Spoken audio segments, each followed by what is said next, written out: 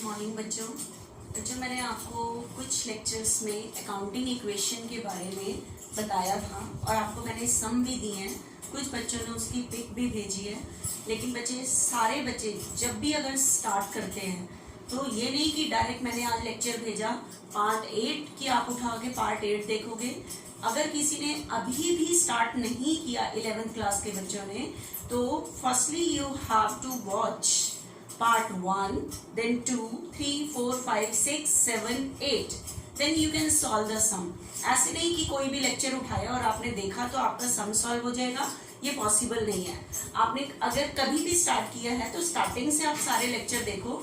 School के YouTube channel पे सारे लेक्चर्स डले हुए हैं, तो आप पार्ट वाइज उठाओ, उसके बाद सम आपने सॉल्व करने स्टार्ट करने हैं। बच्चे हमने एक टॉपिक उठाया हुआ था, अकाउंटिंग इक्वेशन टॉपिक उठाया हुआ था, और हमारी अकाउंटिंग इक्वेशन है assets is equal to capital plus liability. हमें ये प्रूव करना है कि assets is equal to capital plus liability, ये दोनों side left hand side is equal to right hand side. हमें ये प्रूव करना है with the help of double entry system. कौन से सिस्टम से प्रूव कर रहे हैं? Double entry system. And double entry system is what? Every transaction has to affect. हर एक ट्रांजेक्शन के कितने अफेक्ट होते हैं? 2। लेकिन मैंने आपको पहले कुछ कराया, सिंपल ट्रांजेक्शंस थी, कल कुछ और मैंने ट्रांजेक्शंस बताई। अब मेरी बात को ध्यान से सुनना, आज मैं कुछ, ये हमारा लास्ट टॉपिक होगा अकाउंटिंग इक्वेशन का। 8 तक मैंने आज 6 तक सम दे दिए थे, आज कुछ और बता रही हूँ। फिर हम एक सम करेंगे, अकाउंटिंग इक्वेशन को प्रूव करेंगे। थोड़ी सी टफ ट्रांजेक्शंस हैं, उसके अकॉर्डिंग करेंगे, लेकिन पहले आपको ध्यान से समझना है जो मैं सारा बता रही हूँ बच्चे, ठीक है? देखना एक बारी ध्यान से कि आज क्या मैं नई चीज आपको बता रही हूँ जो आपको सॉल्व करनी होगी, ठीक है? आज मैं बच्चे एक वर्ड बता रही हूँ आपको, आउटस्टैंडिंग एक्सपेंस। Outstanding expenses. अब क्या होते हैं आउटस्टैंडिंग एक्सपेंसेस? बच्चे बिल्कुल ध्यान से समझना है जो मैं बता रही हूँ। बच्चे एक चीज बताओ, जो आपका एकेडमिक सेशन होता है, जो ये पढ़ाई का सेशन होता है, वो स्टार्ट कहाँ से होता है? 1 अप्रैल से स्टार्ट होता है नॉर्मली। ये तो अब इस टाइम कुछ सिचुएशन ऐसी है जो आप 1 अप्रैल से स्टार्ट नहीं कर पाए, लेकिन हमारा जो एकेडमिक सेशन है, जब अब जो बच्चे 11th में आए हैं उनका जो सेशन है वो कहाँ से स्टार्ट होना था? 1 अप्रैल 2020 से स्टार्ट होना था। और आपको पता है आपका जो एकेडमिक सेशन है वो एंड कब होता है? एंड होता है 31 मार्च। अगर आपका 2020 में स्टार्ट होता तो आपका ये फिनिश कहाँ पे होना था? 2021। तो आपका जो एकेडमिक सेशन है वो पूरे कितने मंथ्स का होता है बच्चे? 12 मंथ्स का होता है हमारा एकेडमिक सेशन। जिस तरह से आपका एकेडमिक सेशन 12 मंथ्स का होता है बच्चे, उसी तरह से जो बिजनेस चल रहे हैं ये अपने जो अकाउंट्स मेंटेन करते हैं। मैंने आपको बताया था अकाउंट्स मेंटेन करना क्या है? Recording of transactions. बिजनेस में जितनी भी ट्रांजैक्शंस हो रही हैं उनको क्या करना? रिकॉर्ड करना। That means we are preparing the accounts of any business. हम किसी बिजनेस के क्या मेंटेन कर रहे हैं? अकाउंट मेंटेन कर रहे हैं, ठीक है? तो बच्चे हमारे बिजनेस में जो अकाउंट्स मेंटेन होते हैं उनका जो अकाउंटिंग पीरियड होता है, जैसे आप लोगों का एकेडमिक पढ़ाई का जो सेशन होता है 1 अप्रैल से स्टार्ट होते हैं 31 मार्च, एंडिंग होता है 12 मंथ्स का होता है। उसी तरह से बिजनेसमैन जब अपनी ट्रांजेक्शन्स को रिकॉर्ड करते हैं, ठीक है, मतलब अपने बिजनेस के अकाउंट्स मेंटेन करते हैं, तो वो भी अपने पूरे 12 मंथ्स के लिए ही करते हैं। मतलब बिजनेसमैन का जो अकाउंटिंग पीरियड होता है, अकाउंट्स मेंटेन करने का पीरियड होता है, वो भी 12 मंथ्स का ही होता है। कुछ अपने 6 मंथ्स भी कर सकते हैं, 9 मंथ्स भी, ये हार्ड एंड फास्ट रूल नहीं है, लेकिन मैक्सिमम बिजनेसमैन अपना जो अकाउंटिंग पीरियड है वो कितने मंथ्स का रखते हैं? 12 मंथ्स का रखते हैं। अगर उन्होंने अपना सेशन स्टार्ट किया है 1 अप्रैल से, ठीक है, 2020, तो उसका एंडिंग डेट रखेंगे मतलब 31 मार्च 2020 को। इस डेट पे सारे अकाउंट क्या होंगे? क्लोज। क्योंकि जो बिजनेसमैन पूरे साल बिजनेस किया है, at the end of year वो अपने बिजनेस का डेफिनेट क्या जानना चाहेगा? प्रॉफिट और लॉस, कि मुझे अपने बिजनेस में प्रॉफिट हो रहा है या नहीं हो रहा, मुझे अपने बिजनेस में प्रॉफिट हो रहा है या नहीं हो रहा। तो प्रॉफिट और लॉस कैलकुलेट करने के लिए तो अब इस डेट पर 31 मार्च को वो अपने सारे अकाउंट्स क्या करते हैं? क्लोज करते हैं, ठीक है, to find out the profit और लॉस ऑफ बिजनेस। बिजनेस का प्रॉफिट और लॉस कैलकुलेट करने के लिए बच्चे, ठीक है। तो अकाउंटिंग पीरियड ये नहीं कि 1 अप्रैल, अगर मान लो किसी भी बिजनेस का जो अकाउंटिंग पीरियड स्टार्ट होता है वो 1 जनवरी से 12 महीने का है, तो मार्च एंडिंग नहीं होगी, तो वो कब होगी 31 दिसंबर। तो जनवरी से दिसंबर 12 मंथ्स हुए। मैंने ये भी कहा ये हार्ड एंड फास्ट रूल नहीं है, लेकिन मैक्सिमम बिजनेसमैन का जो अकाउंट्स क्लोज होते हैं वो 12 मंथ्स के बाद ही होते हैं। मैक्सिमम जो अकाउंटिंग पीरियड होता है वो अप्रैल टू मार्च होता है। कंपनीज का, बैंक का, ये सब का एंडिंग डेट 31 मार्च होती है, ठीक है। तो जिस सेशन में बच्चे हम चल रहे हैं, ध्यान से सुनना, जैसे जिस सेशन पे हम चल रहे हैं उस पीरियड को हम कहते हैं करंट पीरियड, करंट ईयर कह लो। जिस साल के हम अकाउंट्स बना रहे हैं उस साल को हम कहते हैं करंट ईयर। जैसे मैं अगर बिजनेस स्टार्ट किया है मैंने 1 अप्रैल को, तो 1 अप्रैल, अप्रैल, मई, जून, जुलाई, अगस्त, सितंबर, अक्टूबर, नवंबर, दिसंबर, जनवरी, फरवरी, मार्च, ये जो सेशन मेरा चल रहा है ये मेरा करंट ईयर है। इससे लास्ट वाला वो प्रीवियस ईयर है। कौन सा ईयर? प्रीवियस। उसके बाद इससे करंट ईयर से जो नेक्स्ट ईयर है वो हो जाएगा नेक्स्ट ईयर। अब ध्यान से सुनना, आउटस्टैंडिंग एक्सपेंसेस क्या होते हैं? Outstanding expenses are those expenses, expense कहते हैं खर्चों को।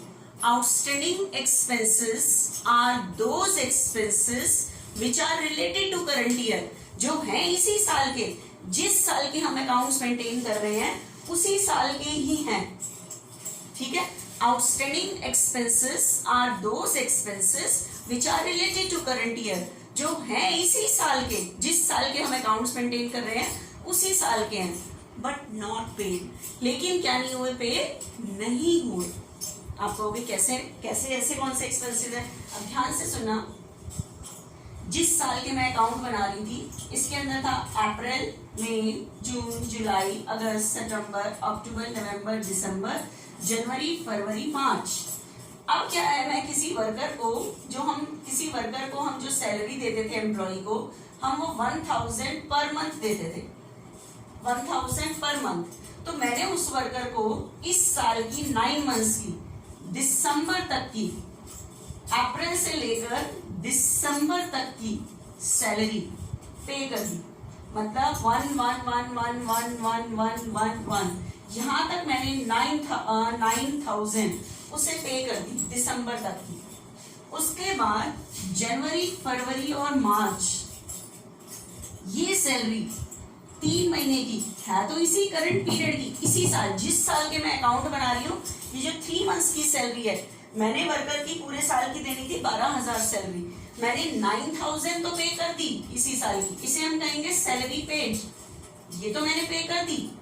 लेकिन जनवरी, फरवरी, मार्च 3 मंथ्स की सैलरी 3000, ये है इसी साल की करंट पीरियड की, बट मैंने वर्कर को अभी तक क्या नहीं, एम्प्लॉय को क्या नहीं की, पे नहीं की, ठीक है। 9000 पे कर दी, ये इसी साल का एक्सपेंस है, पे भी कर दिया मैंने, इसके लिए वर्ड यूज हुआ सैलरी पेड, क्योंकि मैंने पे कर दी, ठीक है। लेकिन 3000 जनवरी, फरवरी, मार्च, ये सैलरी वर्कर की है इसी करंट पीरियड, जिस साल के मैं अकाउंट बना रही हूँ उसी साल का एक्सपेंस है, लेकिन मैंने एम्प्लॉय को अभी तक क्या नहीं करी, ये पे नहीं की, तो इस सैलरी को आप कहेंगे आउटस्टैंडिंग सैलरी। कौन सी salary? Outstanding. Outstanding salary that means, ठीक है, क्या बताइए मैंने कि आउटस्टैंडिंग एक्सपेंसेस, कोई भी एक्सपेंस है इसी साल का और आपने पे नहीं किया, जैसे आपने किसी को सैलरी पे नहीं की तो आप उसे कहोगे इसी साल की आउटस्टैंडिंग सैलरी। आपने किसी को रेंट देना था इस साल का और दिया नहीं तो आप उसे कहोगे आउटस्टैंडिंग रेंट। आपने किसी को कमीशन देना था इसी साल का लेकिन दिया नहीं तो उसे आप कहोगे आउटस्टैंडिंग कमीशन। मतलब जो भी एक्सपेंस है उसको वर्ड यूज कर दोगे आउटस्टैंडिंग सैलरी, आउटस्टैंडिंग रेंट, ऐसे, ठीक है। तो एग्जैक्ट डेफिनेशन क्या बनी मेरी कि outstanding expenses are those expenses which are related to current year, जो है इसी साल के, जिस साल के मैं अकाउंट्स बना रही हूँ उसी साल का खर्चा है, बट नॉट पेड, लेकिन क्या नहीं हुआ, पे नहीं हुआ। अब बताओ पे नहीं हुआ तो ये पैसे मैंने किसको देने हैं, वर्कर को देने हैं, किसको देने हैं? वर्कर को देने हैं। ठीक है, तो बताओ वर्कर को मैंने अभी इस साल की थी लेकिन दिए नहीं है, तो ये मेरी क्या हो जाएगी? लाइबिलिटी हो जाएगी, क्योंकि वर्कर भार वाला, और मैंने कहा था बिजनेस ने किसी भी भार वाले के पैसे देने होते हैं तो वो बिजनेस की क्या होती है? लाइबिलिटी। तो बच्चे आउटस्टैंडिंग सैलरी या आउटस्टैंडिंग एक्सपेंसेस कुछ भी, वो भी मेरी क्या होती है? लाइबिलिटी। क्योंकि इसको मैं एक सिंपल लैंग्वेज में कहूं तो expenses yet to be paid, ऐसे खर्चे जो अभी पे होने बाकी हैं, पे होने बाकी हैं, तो ये मेरी क्या हो गई? लाइबिलिटी। तो इस ट्रांजेक्शन से बच्चे लाइबिलिटी विल बी इंक्रीज। तो अगर आपके पास क्वेश्चन में लिखा हुआ है सैलरी पेड, सैलरी पेड, तो आपको पता है सैलरी पेड का इफेक्ट क्या आता है? आप वर्कर को सैलरी दोगे, आपके पास से क्या जाएगा? कैश। एक बार तो कैश में से माइनस कर दोगे। ठीक है, दूसरा इफेक्ट क्या होगा? सैलरी देना बिजनेस के लिए क्या है? एक्सपेंस। और आपको पता है एक्सपेंस को कौन सफर करता है? ऑनर, क्योंकि आपने सैलरी तो दे दी, कैश तो आया नहीं, क्योंकि उसने आपको क्या प्रोवाइड की है? सर्विस। तो मैंने कहा था इन एक्सपेंस को कौन सफर करता है? ऑनर। तो ऑनर की कैपिटल में से आप माइनस कर दोगे दूसरी बार। अब जो नेक्स्ट ट्रांजेक्शन है बच्चे वो सैलरी पेड नहीं है। आउटस्टैंडिंग को आप शॉर्ट फॉर्म में ऐसे लिख सकते हो, O/S, आउटस्टैंडिंग। आउटस्टैंडिंग सैलरी है। आउटस्टैंडिंग वर्ड आते ही समझ जाना salary which are not paid, ऐसी सैलरी जो अभी तक क्या नहीं हुई है? पे नहीं हुई है। पे नहीं हुई तो अब मुझे बताओ कैश में से तो माइनस करोगे। ठीक है, ये सैलरी मुझे पे करनी है, किसको पे करनी है? वर्कर को।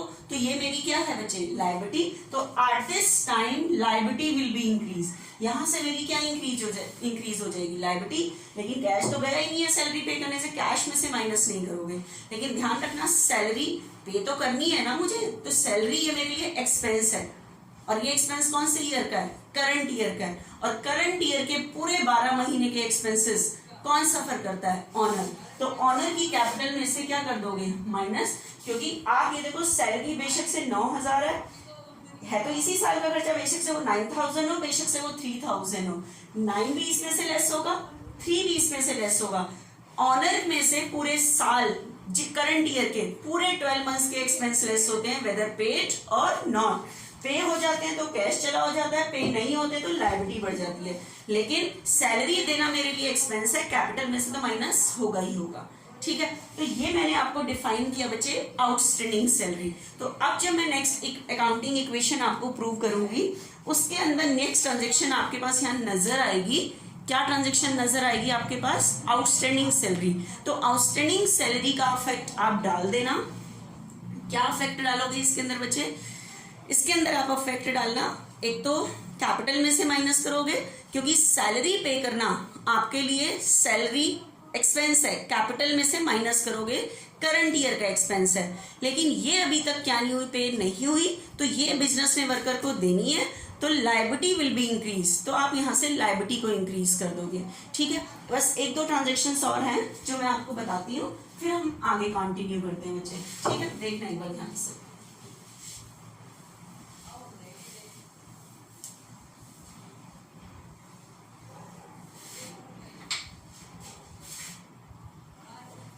उसके बाद बच्चे नेक्स्ट आ रहा है बच्चे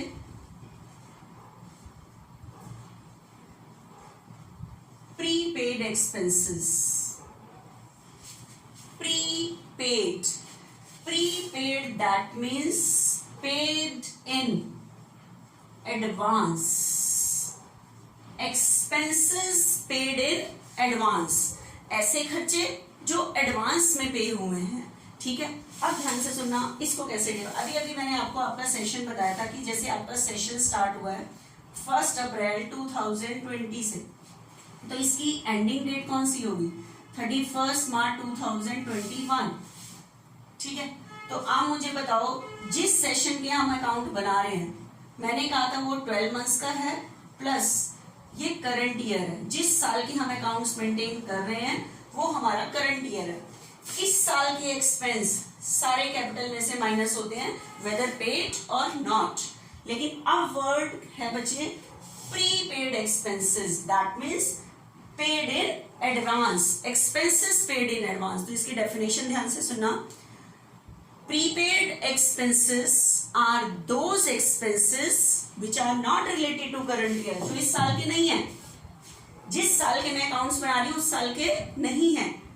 prepaid expenses are those expenses which are not related to current year, जो इस साल के नहीं है, but paid in advance, advance में पे हो गए हैं फॉर नेक्स्ट ईयर। कौन से ईयर के लिए पे हो गए हैं? नेक्स्ट ईयर के लिए। ठीक है, नेक्स्ट ईयर मतलब जो नेक्स्ट, इसके बाद जो सेशन स्टार्ट होगा 1 अप्रैल 2021 से, और एंडिंग डेट होगी 31 मार्च 2022। ये नेक्स्ट ईयर है बच्चे, ये नेक्स्ट ईयर है। ठीक है, ये करंट ईयर है। नेक्स्ट ईयर के लिए इस साल में ही जो एक्सपेंसेस पे हो गए हैं वो प्रीपेड एक्सपेंसेस हैं। तो prepaid expenses are those expenses which are not related to current year, जिस साल के मैं अकाउंट बना रही हूँ उस साल के नहीं है, but paid in advance in this year, लेकिन इस साल में वो एडवांस पे हो गए हैं फॉर नेक्स्ट ईयर। कौन से ईयर के लिए पे हो गए हैं? नेक्स्ट ईयर के लिए पे हो गए हैं, वो हमारे प्रीपेड एक्सपेंस हैं। देखना एक बारी ध्यान से। आप मुझे बताओ, ये जो मेरा करंट ईयर था, करंट ईयर था अप्रैल मई जून जुलाई अगस्त सितंबर अक्टूबर नवंबर दिसंबर जनवरी फरवरी मार्च, इस पूरे 12 मंथ्स की मैंने सैलरी पे कर दी है। सैलरी क्या कर दी है बच्चे?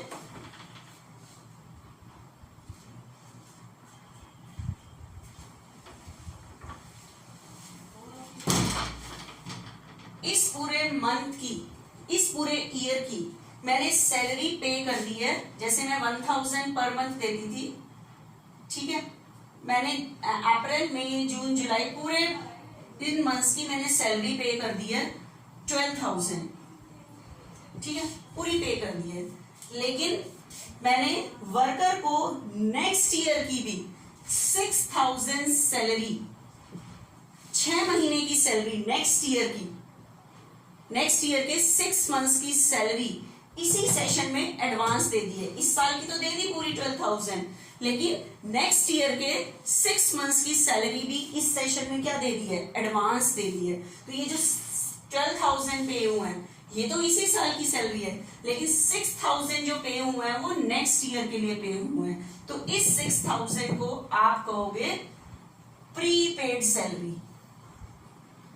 प्रीपेड सैलरी, आपने किसी को नेक्स्ट ईयर के लिए रेंट एडवांस दे दिया है तो आप कहोगे prepaid rent. That means rent paid in advance. ऐसा खर्चा जो आप नेक्स्ट ईयर के लिए इसी साल में एडवांस पे कर रहे हो वो आपके लिए एक्सपेंस हो जाते हैं प्रीपेड एक्सपेंस। अब इनका अफेक्ट कहां पे आता है अकाउंटिंग इक्वेशन पे, वो ध्यान से समझना बच्चे एक बार। ठीक है, उसके बाद एक बार ध्यान से सुनो। अब इसका अफेक्ट क्या लिखोगे? आपके पास क्वेश्चन में आ रहा है rent paid in advance. Rent paid in advance, rent हम क्या पे कर रहे हैं? एडवांस, कि हमने नेक्स्ट ईयर के लिए रेंट एडवांस पे किया। आप देखो, अगर हम एडवांस पे करेंगे तो मेरे पास से जाएगा क्या? कैश। तो कैश में से तो डेफिनेट माइनस करोगे ही करोगे, क्योंकि पे तो कर रहे हैं। लेकिन ये जो रेंट है इस साल का ये एक्सपेंस नहीं है, ये कौन से ईयर का एक्सपेंस है? नेक्स्ट ईयर का एक्सपेंस है। ठीक है, तो ध्यान रखना कैपिटल में से सिर्फ करंट ईयर के, इस साल के जो मैं एक्सपेंस पे करती हूँ वो सिर्फ माइनस होते हैं, नेक्स्ट ईयर के माइनस नहीं होते। तो इस टाइम प्रीपेड को आप कैपिटल में से माइनस नहीं कर सकते। अब कहोगे फिर दूसरा इफेक्ट क्या आएगा? तो ध्यान से सुनना, जो एक्सपेंस आज आप एडवांस पे कर रहे हो, कैश तो चला गया लेकिन आप इसे इस साल का एक्सपेंस नहीं है तो कैपिटल में से माइनस नहीं कर सकते। तो प्रीपेड एक्सपेंस मैंने एडवांस पे किया है, मैं चाहूं तो ये पैसे मुझे वापस मिल सकते हैं। क्यों? क्योंकि वो मैंने नेक्स्ट ईयर के लिए पे किए हैं। जैसे मान लो किसी को मैंने रेंट एडवांस दे दिया है, अगर मैं मार्च में ही मैंने मकान को खाली कर दिया तो मैंने उसको कहा कि ये जो 6,000 मैंने एडवांस आपको रेंट दिया है ये मुझे वापस दे दो, क्योंकि मैंने आपका मकान यूज ही नहीं किया। तो जो हम एक्सपेंस एडवांस पे कर रहे हैं तो ये मुझे पैसे वापस मिल सकते हैं इस साल। और जो चीज आपको पता है मुझे कैश में वापस मिल सकती है वो मेरी क्या होती है? असेट। तो ध्यान से सुनना, इस साल कभी भी एडवांस एक्सपेंसेस पे करते हैं तो वो मेरी असेट होती है। क्यों? क्योंकि जो भी एडवांस मैंने पे किया है मैं इस साल में चाहूं तो वो पैसे मुझे वापस मिल सकते हैं, और जो चीज मुझे कैश में वापस मिल सकती है वो मेरी क्या होती है? असेट। तो दूसरी बार आप असेट बढ़ा दोगे, किस नाम से असेट बढ़ा दोगे? प्रीपेड रेंट के नाम से। अगर आपने रेंट एडवांस पे किया है तो कैश तो चला गया, लेकिन कैपिटल में से माइनस नहीं करोगे ये एक्सपेंस, क्योंकि कैपिटल में से सिर्फ करंट ईयर के एक्सपेंस माइनस होते हैं और कुछ माइनस नहीं होता। ठीक है, तो एडवांस पे करना मेरी असेट होती है, तो असेट बढ़ा दोगे प्रीपेड रेंट के नाम से, यहाँ पे कैश चला जाएगा। ठीक है बच्चे, तो ये अकाउंटिंग इक्वेशन के लिए कुछ 2 ट्रांजेक्शन्स थी जो मेरे को आपको बतानी थी।